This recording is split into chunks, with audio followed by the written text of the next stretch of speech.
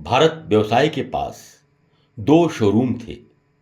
पहला शोरूम बेलनगंज में था और दूसरा शोरूम सन 1984 में संजय प्लेस में प्रारंभ हुआ।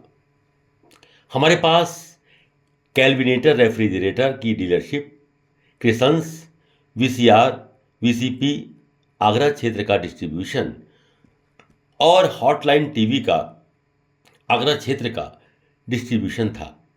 वर्ष में 2000 से ज़्यादा रेफ्रिजरेटर, 300 वीसीपी और वीसीआर और 500 टीवी हम बेच रहे थे। बैंक ने सीसी लिमिट बढ़ाकर 2 लाख कर दी थी।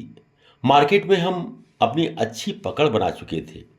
साथ ही हम हॉटलाइन और क्रिसंस इन दोनों कंपनी से IRLC पर अपनी वर्ष की खरीद करते थे, इसलिए हमारी नकदी की तरलता बहुत अच्छी हो गई थी।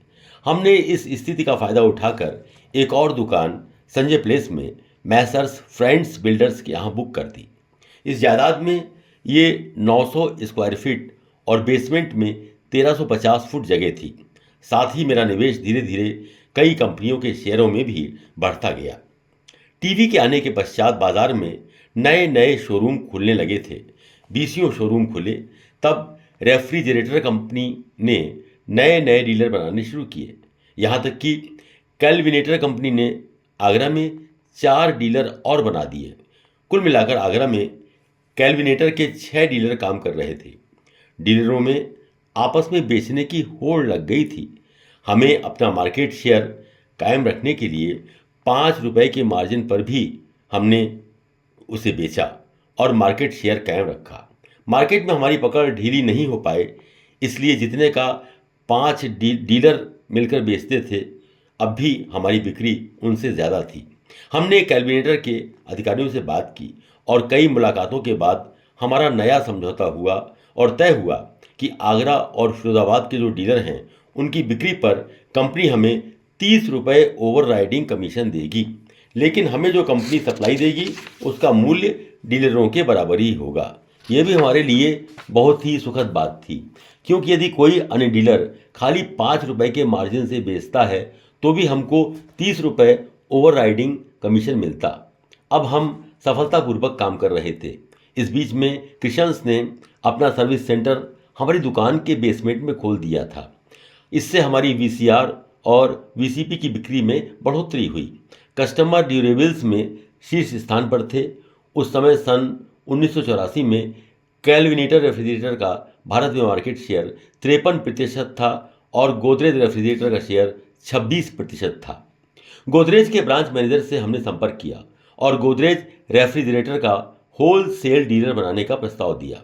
हमने उनको बता दिया कि इस पर विचार कर उनको सूचित करेंगे। वर्ष 1988 में गोदरेज रेफ्रिजरेटर के लिए गोदरेज कंपनी ने हमको आगरा का दूसरा डिस्ट्रीब्यूटर बनाया। ये काम हमने शुरू कर दिया। हमने आगरा में अपने 6 डीलर नियुक्त किए और ये काम भी सुचारू रूप से चलने लगा। सन 1993 में हमने ब्लॉक नंबर 41B में एक बंद हुआ शोरूम खरीदा, जो भूतल पर 450 स्क्वायर फीट और बेसमेंट में 1050 स्क्वायर फीट था।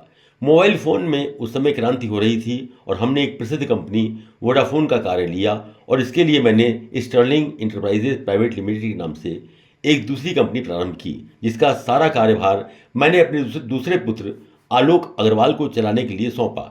ये कंपनी सन 1993 में बनाई गई थी और उसी वर्ष हमने गोदरेज का काम भी भारत व्यवसाय से हटाकर स्टर्लिंग इंटरप्राइजेज में कर दिया।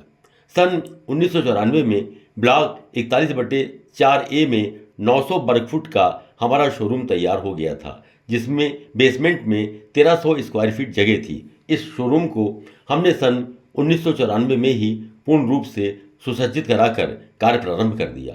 अब हमारा कार्यक्षेत्र काफ़ी बढ़ गया था और दोनों पुत्र भी अपनी शिक्षा पूर्ण कर पूरी तरह से लगन और मेहनत के साथ पूरा समय व्यापार को दे रहे थे और उनके सहयोग से व्यापार सुव्यवस्थित रूप से बढ़ता जा रहा था।